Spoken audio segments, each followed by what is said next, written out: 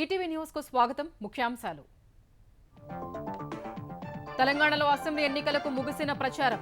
ఎల్లుండి పోలింగ్ కు ఏర్పాట్లు పూర్తి చేస్తున్న ఈసీ. డిసెంబర్ 3న ఓట్ల లెక్కింపు.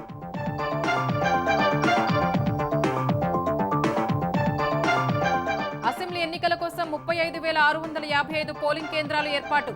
2,290 మంది అభ్యర్థుల భవితవ్యం తేల్చనున్న 3.26 కోట్ల మంది ఓటర్లు. మొత్తం 27,094 కేంద్రాల్లో వెబ్ కాస్టింగ్ కు ఏర్పాట్లు. ప్రలోభాలను అడ్డుకునేందుకు పటిష్ట ఏర్పాట్లు చేసినట్టు సీఈఓ వికాస్ రాజు ప్రకటన.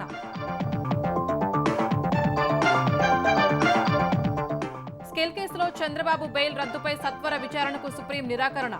క్వాష్ పిటిషన్పై తీర్పు వచ్చే వరకు వేచి చూద్దామన్న ధర్మాసనం.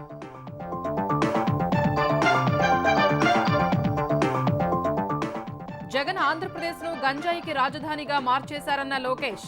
వచ్చే ఎన్నికల్లో వైకాపా పతనం తథ్యమని పాదయాత్రలో ధీమా. 850 మెగావాట్ల సౌర విద్యుత్ ప్లాంట్లకు జగన్ శంకుస్థాపన. మొత్తం 6,600 కోట్ల విలువైన పనులకు భూమి పూజలు, ప్రారంభోత్సవాలు. ఉత్తరాఖండ్ సిల్క్యారా సొరంగం వద్ద ఫలించిన సహాయ చర్యలు. 17 రోజుల తర్వాత బయటకొచ్చిన కూలీలు. స్వాగతం పలికిన సీఎం.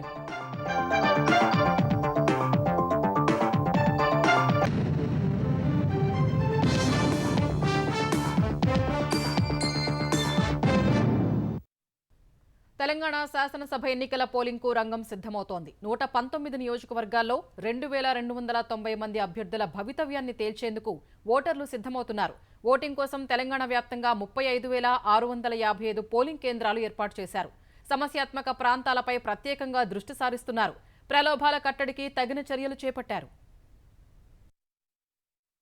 తెలంగాణ అసెంబ్లీ ఎన్నికల ప్రచార పర్వం ముగియడంతో పోలింగ్ ఏర్పాట్లలో అధికార యంత్రాంగం నిమగ్నమైంది. మొత్తం 119 నియోజకవర్గాల్లో ఈ నెల 30న పోలింగ్ జరగనుంది. ఉదయం 7 గంటలకు ఓటింగ్ ప్రారంభమవుతుంది. 13 నియోజకవర్గాల్లో అంటే సిర్పూర్, చెన్నూరు, బెల్లంపల్లి, మంచిర్యాల, ఆసిఫాబాద్, మంతని, భూపాలపల్లి, ములుగు, పినపాక, ఇల్లందు, కొత్తగూడెం, అశ్వారావుపేట, భద్రాచలంలో సాయంత్రం 4 గంటలకే పోలింగ్ ముగియనుంది. మిగతా 106 నియోజకవర్గాల్లో సాయంత్రం 5 గంటల వరకు పోలింగ్ కొనసాగుతుంది. తెలంగాణ శాసనసభ ఎన్నికల్లో మొత్తం 2,290 మంది అభ్యర్థులు బరిలో నిలిచారు. 2,068 మంది పురుషులు, 221 మంది మహిళలు, ఒక ట్రాన్స్జెండర్ పోటీలో ఉన్నారు. రాష్ట్ర వ్యాప్తంగా 35,655 పోలింగ్ కేంద్రాలు ఏర్పాటు చేశారు. తెలంగాణలో ఓటర్ల సంఖ్య 3,26,02,799 కాగా పురుషులు 1,62,98,418, మహిళలు 1,63,1705, ట్రాన్స్జెండర్ ఓటర్లు 2,676 మంది ఉన్నారు. అభ్యర్థుల సంఖ్యను దృష్టిలో పెట్టుకుని 59,779 బ్యాలెట్ యూనిట్లు పోలింగ్ కోసం వినియోగిస్తున్నారు. అభ్యర్థులు ఎక్కువగా ఉన్న ఎల్బీ నగర్ లో గరిష్టంగా 4 బ్యాలెట్ యూనిట్లు వాడనున్నారు. తెలంగాణలో 12,311 సమస్యాత్మక పోలింగ్ కేంద్రాలు ఉన్నాయి. అక్కడ కట్టుదిట్టమైన భద్రతా ఏర్పాట్లు చేస్తున్నారు. పోలింగ్ ముగిసిన 6 గంటల తర్వాత వరకు ఎగ్జిట్ పోల్స్ నిషేధం ఉంటుందని తెలంగాణ ఎన్నికల ప్రధాన అధికారి వికాస్ రాజ్ స్పష్టం చేశారు. తెలంగాణ వ్యాప్తంగా 27,094 కేంద్రాల్లో వెబ్ కాస్టింగ్ నిర్వహిస్తున్నట్లు సీఈఓ చెప్పారు. ఎక్కువ పోలింగ్ కేంద్రాలున్న 7,571 చోట్ల పోలింగ్ కేంద్రం వెలుపల కూడా వెబ్కాస్టింగ్ ఉంటుందన్నారు. ఓటర్ కార్డు లేకున్నా గుర్తింపు పొందిన ఐడెంటిటీ కార్డులతో ఓటు వేయవచ్చని సూచించారు. ప్రలోభాలను అడ్డుకునేందుకు నిరంతరం నిఘా పెట్టనున్నట్లు చెప్పారు. Tonight is very important for us, basically for prevention of freebies, liquor, cash distribution and any such thing. Andukane 24/7 control room ni DOs, ROs ni pettukomananu and continuously danni monitor కూడా చేయమన్నాను. మీకు తెలుసు 35,655 polling stations ఉన్నాయి. ఇవి అన్నిటినీ ఒక 3,803 సెక్టర్స్లో పెట్టడం జరిగింది. ప్రతి దానికి ఒక సెక్టర్ ఆఫీసర్ ఉంటారు. వీళ్ళకి మెజిస్టీరియల్ పవర్స్ కూడా ఉంటాయి. వాళ్ళ దగ్గర ఆఫ్ కోర్స్ ఫోర్స్ కూడా ఉంటుంది. So they can respond to any of the law and order issues also. And of course duly supported by any other police forces around, including central forces. Polling కేంద్రంలోకి cell ఫోన్లు, electronic పరికరాలు తీసుకెళ్లడం నిషేధమని ఓటర్లకు CEO సూచించారు. ఎన్నికల ప్రకటన వెలువడిన October 9 నుంచి ఇప్పటి వరకు 737 కోట్ల విలువైన సొత్తును స్వాధీనం చేసుకున్నట్లు తెలిపారు. పోస్టల్ బ్యాలెట్ ప్రక్రియలో జాప్యం జరిగిందని తెలంగాణలోని పలు ప్రాంతాల్లో ఎన్నికల సిబ్బంది ఆందోళన చేశారు. పటాన్చెరు ఆర్ఓ కార్యాలయం ముందు ఎన్నికల సిబ్బంది రాజకీయ పార్టీల నాయకులతో కలిసి ఆందోళనకు దిగారు. ఇక్కడే నివాసం ఉంటూ ఇతర జిల్లాల్లో పనిచేస్తున్న తమకు పోలింగ్ బ్యాలెట్ ఇవ్వటం లేదంటూ ఆందోళన చేశారు. డీఎస్పీ పురుషోత్తం రెడ్డి చొరవ తీసుకుని పోస్టల్ బ్యాలెట్ ఇస్తున్నట్లు ప్రకటించగా సిబ్బంది ఆందోళన విరమించారు. అయితే వారు పనిచేసే చోట ఫామ్ 12 దరఖాస్తు చేసుకోనందునే పోస్టల్ బ్యాలెట్ ఇవ్వలేకపోయామని ఆర్ఓ వివరణ ఇచ్చారు. పరిగిలో కూడా ఉద్యోగులు ఆందోళన చేశారు. వారం రోజుల క్రితం దరఖాస్తు చేసుకున్న తమకు పోస్టల్ బ్యాలెట్ ఇవ్వలేదని ఆరోపించారు. ఎక్కడైనా ఓట్లను వినియోగించడానికి ఎలక్షన్ కమిషన్ అనుమతులు ఇచ్చిందని, అయినా అధికారులు తీవ్ర ఇబ్బందులకు గురి చేస్తున్నారని ఉద్యోగులు ఆవేదన వ్యక్తం చేశారు. తెలంగాణ శాసనసభ ఎన్నికల ప్రచారానికి ఈ సాయంత్రం 5ంటికి తెరపడగా చివరి క్షణాల వరకు ప్రధాన పక్షాల నాయకులు, ఇతరులు ఓటర్లను ఆకర్షించేందుకు ముమ్మర ప్రచారం చేశారు. 3 ప్రధాన పార్టీల నాయకులు గత నెల రోజులుగా హోరాహోరీ ప్రచారంతో హోరెత్తించారు. ముఖ్యమంత్రి కేసీఆర్ 96 సభల్లో పాల్గొనగా మంత్రి కేటీఆర్ 70 రోడ్ షోలు, 30 పబ్లిక్ మీటింగ్లకు హాజరయ్యారు. కాంగ్రెస్ అగ్రనేత రాహుల్ గాంధీ 23, ప్రియాంక గాంధీ 26, ఏఐసీసీ అధ్యక్షుడు మల్లికార్జున ఖర్గే 10 సభల్లో పాల్గొన్నారు. టీపీసీసీ అధ్యక్షుడు రేవంత్ రెడ్డి 55 సభల్లో పాల్గొన్నారు. భాజపా తరపున ప్రధాని నరేంద్ర మోదీ, కేంద్ర హోంమంత్రి అమిత్ షా, జాతీయ అధ్యక్షుడు జేపీ నడ్డా ప్రచారం చేశారు. భాజపా తెలంగాణ అధ్యక్షుడు కిషన్ రెడ్డితో పాటు భాజపా పాలిత రాష్ట్రాల సీఎంలు ప్రచారం నిర్వహించారు. తెలంగాణ ఓటర్లుగా ఉండి ఏపీలోని సరిహద్దు జిల్లాల్లో పనిచేస్తున్న వారికి ఆర్జిత సెలవు ఇవ్వాలని ఆంధ్రప్రదేశ్ ఎన్నికల ప్రధానాధికారి ముఖేష్ కుమార్ మీనా జిల్లా కలెక్టర్లను ఆదేశించారు. ఈ మేరకు ఏలూరు, ఎన్టీఆర్, పల్నాడు, కర్నూలు, నంద్యాల, అల్లూరి సీతారామరాజు జిల్లాల్లో పనిచేస్తున్న తెలంగాణ ఓటర్లకు సెలవు మంజూరు చేయాలని సూచించారు. ప్రజా ప్రతినిధుల చట్టం సెక్షన్ 135(b) ప్రకారం వాణిజ్యం, వ్యాపారం, పరిశ్రమల్లో పనిచేసేవారు ఓటు హక్కు వినియోగించుకునేందుకు అర్హులని, అందుకు సెలవు ఇవ్వాలని ఆయా జిల్లాల కలెక్టర్లను ఆదేశించారు. గుంటూరు జిల్లా దుగ్గిరాలలో వైకాపాకు చెందిన బీఎల్ఓ ఒకరు 44 ఓట్లు తొలగించేందుకు ఫామ్ 7 ఇవ్వడంపై బాధితులతో కలిసి తెలుగుదేశం నేతలు మంగళగిరి నియోజకవర్గ ఓటర్ల రిజిస్ట్రేషన్ అధికారి డిప్యూటీ కలెక్టర్కు ఫిర్యాదు చేశారు. దుగ్గిరాలలోని 253వ బూత్లో వైకాపాకు అనుకూలంగా లేరని, స్థానికంగా ఉండటం లేదంటూ 44 మంది ఓటర్లను జాబితా నుంచి తొలగించాలని వైకాపా బూత్ లెవెల్ అధికారి బాజీ షాహిద్ తహసీల్దార్ మల్లేశ్వరికి అభ్యంతరాలు ఇచ్చారు. అకారణంగా ఓట్లను తొలగిస్తున్నారని బాధితులతో కలిసి తెలుగుదేశం నేతలు ఫిర్యాదు చేశారు. ఎటువంటి పక్షపాతం లేకుండా విచారించే చర్యలు తీసుకోవాలని కోరారు. ఈ విషయంలో దుగ్గిరాల తహసీల్దార్ ఏకపక్షంగా వ్యవహరిస్తున్నారని ఆరోపించారు. ఎటువంటి ఇంటిమేషన్ లేకుండా మీ ఓటు తొలగిస్తున్నాము అని చెప్పి కనీసం ఎంక్వైరీకి కూడా రాకుండా మాకు డైరెక్ట్ స్టేట్మెంట్ ఇచ్చారు, వచ్చి మీరు ఇక్కడ అటెండ్ అవ్వాలి, మీ ఓటు తొలగిస్తున్నాము అని చెప్పారు. ఎంక్వైరీకి రాకుండా తొలగించడం ఏంటి, మేము ఇక్కడే ఉన్నాము అని చెప్పినా కానీ మీరు ఇక్కడ ఉండట్లేదు అని చెప్పి తొలగించడం, వాళ్ళు అలా చేస్తున్నారు కాబట్టి మేము వాయిస్ రైజ్ చేసాం. వీళ్ళు వచ్చి ఎంక్వైరీ చేసుకోవాలి కదండి. మా ఇంటికి అయితే వచ్చి నన్ను ఎవరు ఎంక్వైరీ చేయలేదండి. డైరెక్ట్ ఎంక్వైరీ ఏం లేకుండానే మాకు ఇట్లా నోటీస్ ఇచ్చారు, మీరు తీసేస్తున్నాము అని చెప్పి. స్కిల్ కేసులో చంద్రబాబు బెయిల్ రద్దు చేయాలని ఏపీసీఐడీ దాఖలు చేసిన పిటిషన్పై తక్షణం విచారణ చేపట్టేందుకు సుప్రీంకోర్టు నిరాకరించింది. ఇదే కేసులో చంద్రబాబు దాఖలు చేసిన క్వాష్ పిటిషన్పై తీర్పు వచ్చే వరకు వేచి చూద్దామని జస్టిస్ బేలాయం త్రివేది, జస్టిస్ సతీష్ చంద్ర మిశ్రాలతో కూడిన ధర్మాసనం తెలిపింది. ఈ దశలో అప్పటి వరకు చంద్రబాబును రాజకీయ కార్యకలాపాలకు దూరంగా ఉంచాలని ఏపీసీఐడీ కోర్టును కోరింది. ఈ విజ్ఞప్తిని తోసిపుచ్చిన సుప్రీంకోర్టు ధర్మాసనం స్కిల్ కేసుకు సంబంధించి మాట్లాడవద్దని చంద్రబాబుకు సూచించింది. తదుపరి విచారణ పూర్తయ్యే వరకు స్కిల్ కేసు విషయంలో మాట్లాడవద్దని స్పష్టం చేసింది. ఈ సమయంలో స్పందించిన చంద్రబాబు తరపు న్యాయవాదులు తమను కేసుకు సంబంధించి బయట మాట్లాడవద్దంటూనే దర్యాప్తు అధికారులు, న్యాయవాదులు పలువురు మాట్లాడుతున్నారని కోర్టు దృష్టికి తెచ్చారు. ఇందుకు స్పందించిన ధర్మాసనం స్కేల్ కేసుపై ప్రభుత్వం తరపున కూడా ఎవరూ మాట్లాడకూడదు కదా అని వ్యాఖ్యానించింది.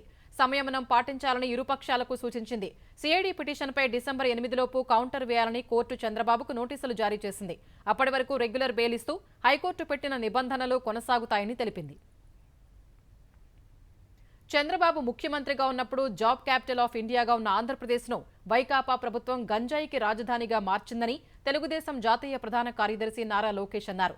ప్రజల మీద పన్నుల భారం వేస్తూ అప్పుల ఆంధ్రప్రదేశ్గా మారుస్తున్నారని ధ్వజమెత్తారు. వచ్చే ఎన్నికల్లో తెలుగుదేశం, జనసేన కలయికలో విజయం సాధించడం ఖాయమని, సీఎం జగన్ పతనం తథ్యమని వ్యాఖ్యానించారు. తెలుగుదేశం జాతీయ ప్రధాన కార్యదర్శి నారా లోకేష్ యువగలం పాదయాత్ర 211వ రోజు ఉత్సాహంగా సాగింది. కోనసీమ జిల్లా పేరూరు విడిది కేంద్రం నుంచి యాత్ర ప్రారంభించిన లోకేష్ కు స్థానికులు, తెలుగుదేశం, జనసేన నేతలు పెద్ద ఎత్తున స్వాగతం పలికారు. క్యాంప్ సైట్ దగ్గరే కాకినాడ జిల్లా Yeleswaram MPP Gollapalli Narasimhamurthy, Rowthulapudi MPP Gantimalla Rajyalakshmi, Bhadravaram MPTC Koppula Babji, Thurpu Lakshmipuram sarpanch Veeramreddy, Satyanaga Bhargavi పలువురు లోకేష్ సమక్షంలో తెలుగుదేశంలో చేరారు. ఆక్వా రైతులు లోకేష్ ని కలిసి సమస్యలపై వినతి పత్రం అందించారు. అనంతరం స్థానికుల సమస్యలు వింటూ ముందుకు సాగారు. పాదయాత్రకు మహిళలు పెద్ద సంఖ్యలో హాజరై మద్దతు తెలిపారు.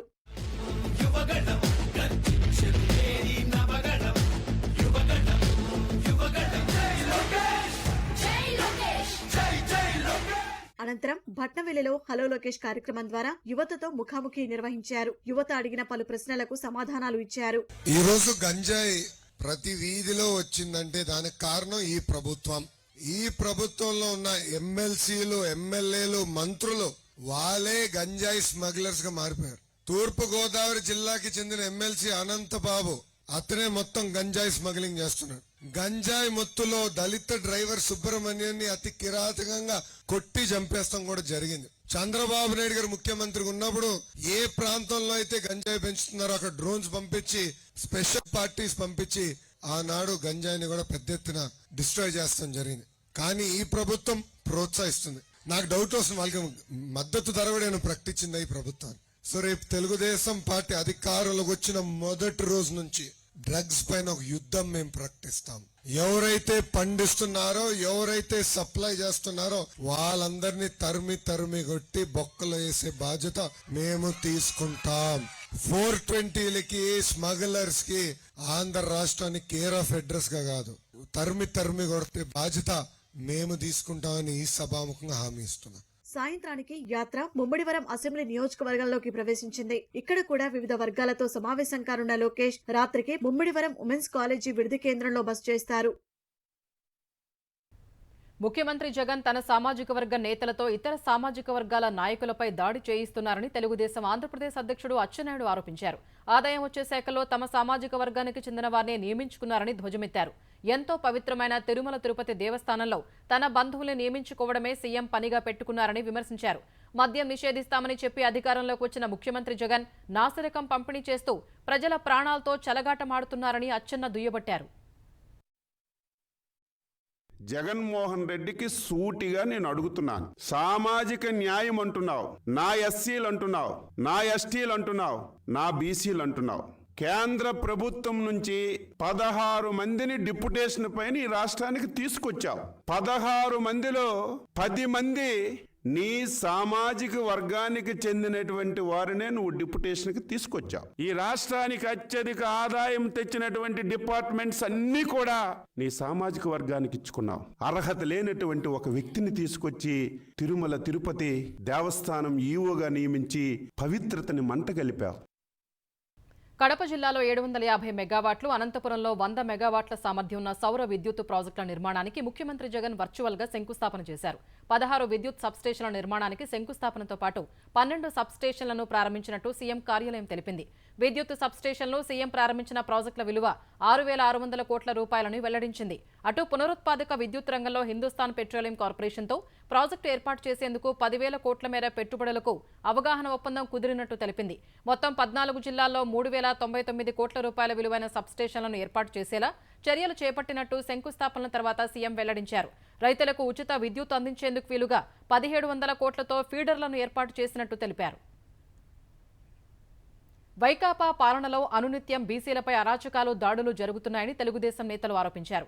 బీసీలకు వైకాపా ప్రభుత్వం చేస్తున్న నమ్మక ద్రోహంపై ఐక్య పోరాటం పేరిట గుంటూరులో తెలుగుదేశం బీసీ విభాగం సమావేశాన్ని ఏర్పాటు చేసింది. బీసీలపై జరుగుతున్న అన్యాయాలపై త్వరలోనే చైతన్య యాత్ర చేసేందుకు సిద్ధంగా ఉన్నట్లు మాజీ మంత్రి కొల్లు రవీంద్ర తెలిపారు. వైకాపా సామాజిక బస్సు యాత్ర ఒక మోసపూరిత యాత్ర అని విమర్శించారు. బీసీ కార్పొరేషన్లకు నిధులు ఇవ్వకుండా మోసం చేశారని, కొత్త మెడికల్ కాలేజీల్లో బీసీలకు సీట్లు రాకుండా చేశారని రవీంద్ర విమర్శించారు. 56 కార్పొరేషన్లు పెట్టి పైసా ఇవ్వకుండా, కుర్చీలు కూడా ఇవ్వకుండా అవమానం చేసినటువంటి వ్యక్తి జగన్మోహన్ రెడ్డి. రిజర్వేషన్ల ప్రకారం చూసుకున్నా కూడా ఇవాళ 50% సీట్లు అమ్ముకుంటా ఉన్నాడు ఈరోజు ముఖ్యమంత్రి. ఇవాళ వైఎస్ఆర్ పార్టీలో ఉన్నటువంటి బీసీ మంత్రులు కానీ, ఎస్సీ మంత్రులు కానీ, ఎమ్మెల్యేలు కానీ నేను అడుగుతా ఉన్నా, కనీసం మీ ముఖ్యమంత్రి మీరు ప్రశ్నించలేరా? బడుగు బలహీన వర్గాలకి ఈ ప్రభుత్వం చేస్తున్న అన్యాయాలపైన ఒక అవగాహన కార్యక్రమం చేయడమే కాకుండా త్వరలోనే ఒక చైతన్య యాత్రలు కూడా రాష్ట్ర వ్యాప్తంగా చేయడానికి సిద్ధంగా ఉన్నాం. ఆంధ్రప్రదేశ్లో కరువు మండలాల సంఖ్య పెంచాలంటూ భాజపా కిసాన్ మోర్చా చేపట్టిన ఆందోళన ఉద్రిక్తతలకు దారితీసింది. కరువు మండలాల ప్రకటన సహా రైతులకు సంబంధించిన సమస్యలు పరిష్కరించాలంటూ గుంటూరులోని వ్యవసాయ శాఖ కమిషనర్ కార్యాలయం ముట్టడికి కిసాన్ మోర్చా పిలుపునిచ్చింది. ఈ మేరకు ఏపీ నుంచి నాయకులు తరలివస్తారనే సమాచారంపై జిల్లాల్లో ఎక్కడికక్కడ గృహ నిర్బంధం చేశారు. గుంటూరులో వందలాది మందితో బందోబస్తు ఏర్పాట్లు చేశారు. చుట్టుగుంట కూడలి సహా కమిషనర్ కార్యాలయం 4 గేట్ల వద్ద పోలీసులు మోహరించిన కిసాన్ మోర్చా కార్యకర్తలు పెద్ద సంఖ్యలో తరలివచ్చారు.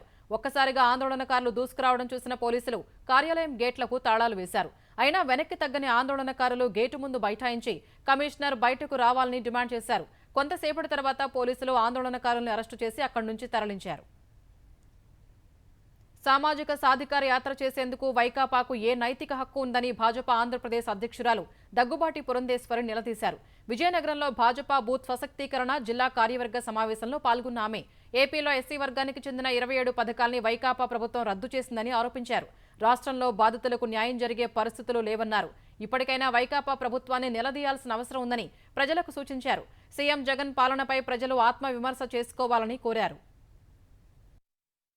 ఒక పక్క కేంద్ర ప్రభుత్వం ఆంధ్ర రాష్ట్రాన్ని అభివృద్ధిలో అగ్రగామిగా నిలబెట్టాలి అని కృషి చేస్తూ ఉంటే, రెండో పక్కన మనం కనుక చూసినట్లయితే ఇవాళ వైఎస్ఆర్సీపీ ప్రభుత్వం ఆంధ్ర రాష్ట్రాన్ని అప్పుల రాష్ట్రంగా మార్చినటువంటి వైనాన్ని ప్రజలు కూడా గమనిస్తున్నారు. భారతీయ జనతా పార్టీ నాయకత్వం అవినీతి రహిత పాలనని దేశానికి అందిస్తూ సుపరిపాలన అందిస్తూ ఉంటే, ఆంధ్ర రాష్ట్రంలో ఉన్నటువంటి వైఎస్ఆర్సీపీ ప్రభుత్వం అవినీతిలో కూరుకుపోయి స్వీయ పాలనకి వారు అంకితమైనట్టు మనందరికీ కూడా కనపడుతుంది. కాకినాడ యువతి బొజ్జ ఐశ్వర్య ముఖ్యమంత్రి జగన్ పై చేసిన వ్యాఖ్యలు సంచలనం సృష్టిస్తున్నాయి. ముఖ్యమంత్రిగా జగన్ ఎస్సీలకు చేసిందేమీ లేదని ఆమె మండిపడ్డారు. వైకాపా ప్రభుత్వంలా ఏ ఒక్కరూ సంతోషంగా లేరని ఐశ్వర్య చెప్పారు. సామాజిక మాధ్యమాల్లో తన వీడియో చూసిన వారంతా వివిధ సామాజిక అంశాలపై అభిప్రాయాలు చెప్పాల్సిందిగా కోరుతున్నారని ఐశ్వర్య తెలిపారు. వైకాపా చేస్తున్న గడప గడపకు కార్యక్రమాన్ని రివర్స్లో చేస్తానని ఆమె ప్రకటించారు. నేనే అందరికీ అవేర్ చేశాను వైసీపీకి ఓట్లు వేయండి అని. సో అది నా బాధ్యతగా నేను తీసుకుంటున్నాను. బూతులు మాట్లాడి సమాజానికి సొసైటీకి మీరు ఏం అవేర్నెస్ ఇస్తున్నారో నాకు తెలియదు. ఇంకా వీడియోస్ నేను స్ప్రెడ్ చేస్తాను. అన్ఎంప్లాయ్మెంట్ గురించి, పన్నులు భయంకరంగా పెరిగిపోయాయి. మీరు రూపాయి ఇస్తుంది ప్రభుత్వం, 100 రూపాయల దాకా తీసుకుంటుంది. ఎవరైనా ఇప్పుడు గడప గడప ప్రోగ్రాములు చేస్తున్నారు. ఎవరూ మాకు ఇష్టం లేదు, కానీ వాలంటీర్స్ వచ్చి భయపెట్టేసి అదిగో ఎమ్మెల్యేలు ఎంపీలు వస్తున్నారు నువ్వు రావాల్సింది అని లాక్కెళ్తే జనాలు వస్తున్నారే తప్ప వాళ్ళు స్వతంత్రంగా ఇండిపెండెంట్గా నువ్వు మాకు చేసావు కాబట్టి మేము ఇలా నుంచున్నామని ఎవ్వరూ రావట్లేదు. సో దాని అన్నీ కూడా గడప గడప ప్రోగ్రామ్ నేను రివర్స్లో చేసి నువ్వంటే ఏంటో అందరికీ జనాలు చూపించేలా చేస్తాను. అధికార పార్టీకి గ్రామ వాలంటీర్లు షాక్ ఇచ్చారు. ప్రకాశం జిల్లా గిద్దలూరు మండలం సంజీవరాయనిపేట గ్రామానికి చెందిన 5 వాలంటీర్లు మూకుమ్మడిగా రాజీనామా చేశారు. అధికార పార్టీకి చెందిన నాయకులు వేధింపులకు గురి చేస్తున్నారని ఆవేదన వ్యక్తం చేశారు. వాళ్లు చెప్పినట్లే చేయాలని ఒత్తిడి తెస్తున్నారని వాపోయారు. అధికార పార్టీ నేతల వేధింపులు తాళలేక గిద్దలూరు ఎంపీడీఓకు రాజీనామా పత్రాన్ని అందజేశారు. 5 వాలంటీర్లు ఒకేసారి రాజీనామా చేయటం నియోజకవర్గంలో చర్చనీయాంశమైంది. కోర్టు ధిక్కరణకు పాల్పడిన 2 ఐఏఎస్లకు ఆంధ్రప్రదేశ్ హైకోర్టు 4 రోజులు జైలు శిక్ష విధించింది. ఎయిడెడ్ నియామకం అంశంపై గతంలో హైకోర్టు ఇచ్చిన ఉత్తర్వుల్ని అమలు చేయలేదని పిటిషనర్లు హైకోర్టులో కోర్టు ధిక్కరణ వ్యాజ్యం దాఖలు చేశారు. దీనిపై విచారణ జరిపిన న్యాయస్థానం తాము ఇచ్చిన ఆదేశాల్ని అమలు చేయనందుకు ఐఏఎస్లో జె శ్యామలరావు, పోలా భాస్కర్లకు 4 రోజులు జైలు శిక్ష విధిస్తున్నట్లు తీర్పునిచ్చింది. 2 ఐఏఎస్లకు 1000 రూపాయల చొప్పున జరిమానా విధించింది. వచ్చే నెల 8లోపు రిజిస్ట్రార్ జ్యుడిషియల్ వద్ద లొంగిపోవాలని హైకోర్టు ఆదేశాలు జారీ చేసింది. ఇజ్రాయెల్ హమాస్ మధ్య కాల్పుల విరమణ ఒప్పందంలో భాగంగా 4వ విడత 11 మంది బందీల్ని హమాస్ విడుదల చేసింది. ప్రతిగా ఇజ్రాయెల్ 33 మంది పాలస్తీనా ఖైదీల్ని వదిలేసింది. హమాస్ విడుదల చేసిన బందీల్లో 3 ఏళ్ల వయసున్న 2 కవలలు ఉన్నట్లు తెలుస్తోంది. మరోవైపు ఇజ్రాయెల్ విడుదల చేసిన 33 మంది ఖైదీల్లో 30 మంది పిల్లలు, 3 మహిళలు ఉన్నట్లు సమాచారం. అటు ఇజ్రాయెల్ హమాస్ మధ్య కాల్పుల విరమణ ఒప్పందాన్ని మరో 2 రోజులు పొడిగించారు. తొలుత కుదిరిన 4 రోజుల కాల్పుల విరమణ ఒప్పందం నిన్న ముగియగా ఖతార్, ఈజిప్ట్ జరిపిన చర్చలు ఫలించి మరో 2 రోజులు పొడిగించాయి. కాల్పుల విరమణ ఒప్పందం అమల్లోకి వచ్చినప్పటి నుంచి హమాస్ 58 మందిని, ఇజ్రాయెల్ 114 మందిని విడుదల చేశాయి. ఉక్రెయిన్ ఒడెస్సా నగరంలో మంచు తుపాను బీభత్సం సృష్టిస్తోంది. తుపాను ధాటికి 5 మరణించగా 19 మంది గాయపడ్డారు. ఒడెస్సా నగరం చుట్టుపక్కల 17 ప్రాంతాల్ని మంచు పూర్తిగా కప్పేసింది. దాదాపు 1500 నివాసాలు కరెంటు లేక చీకట్లలో మగ్గుతున్నాయి. రోడ్లపై మంచు పేరుకుపోగా రాకపోకలు ఆగిపోయాయి. తుపానులో చిక్కుకున్న వారికి సహాయ చర్యలు అందిస్తున్నామని, తొందరలోనే అన్నింటినీ చక్కదిద్దుతామని ఆ దేశ అధ్యక్షుడు జెలెన్స్కీ చెప్పారు. వీలైనంత త్వరగా విద్యుత్ సరఫరాను పునరుద్ధరిస్తామన్నారు. మాంటెనెగ్రో పర్వత ప్రాంతంలో పరిస్థితులు దారుణంగా ఉన్నాయని ఉక్రెయిన్ అత్యవసర విభాగం పేర్కొంది. తుపాను తగ్గుముఖం పట్టే వరకు ప్రజలు కొండ ప్రదేశాల వైపు వెళ్లవద్దని సూచించింది.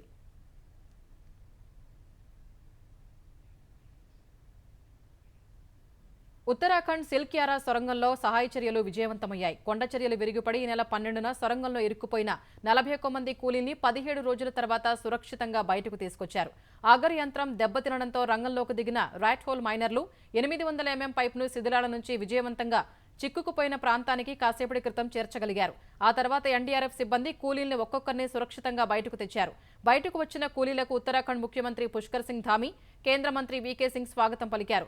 వారి ఆరోగ్య పరిస్థితిని అడిగి తెలుసుకున్నారు. సొరంగం ముఖద్వారం వద్ద ఏర్పాటు చేసిన తాత్కాలిక ఆరోగ్య కేంద్రం వద్ద కార్మికులకు ప్రాథమిక వైద్య పరీక్షలు నిర్వహించారు. తర్వాత వారందరినీ అంబులెన్స్లో దగ్గరలోనే ఏర్పాటు చేసిన ఆసుపత్రికి తరలిస్తున్నారు.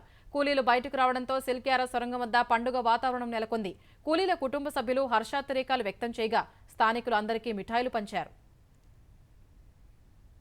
రాజస్థాన్ కోటాలో విద్యార్థుల ఆత్మహత్యలు కొనసాగుతూనే ఉన్నాయి. తాజాగా పశ్చిమ బెంగాల్కు చెందిన ఓ విద్యార్థి ఉరేసుకుని ఆత్మహత్యకు పాల్పడ్డాడు. ఈ ఆత్మహత్యతో ఈ ఏడాది కోటాలో బలోన్మరణానికి పాల్పడిన విద్యార్థుల సంఖ్య 25కు చేరింది.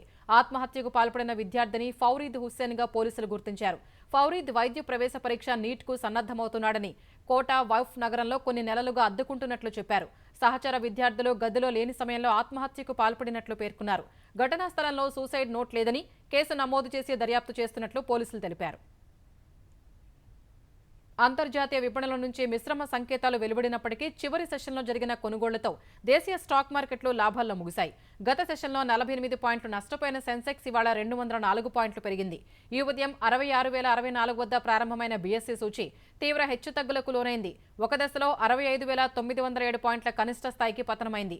విదేశీ సంస్థాగత మదుపరులు మళ్లీ పెట్టుబడులు పెట్టడం, మదుపరులు కొనుగోళ్లకు మొగ్గడంతో చివరి సెషన్లో మార్కెట్ కోలుకుంది. కొనుగోళ్ల జోరుతో 66,256 పాయింట్ల గరిష్ట స్థాయిని తాకిన సూచీ చివరకు 66,174 పాయింట్ల వద్ద స్థిరపడింది. జాతీయ స్టాక్ ఎక్స్చేంజ్ సూచీ నిఫ్టీ 95 పాయింట్లు పెరిగి 19,890 వద్ద ముగిసింది.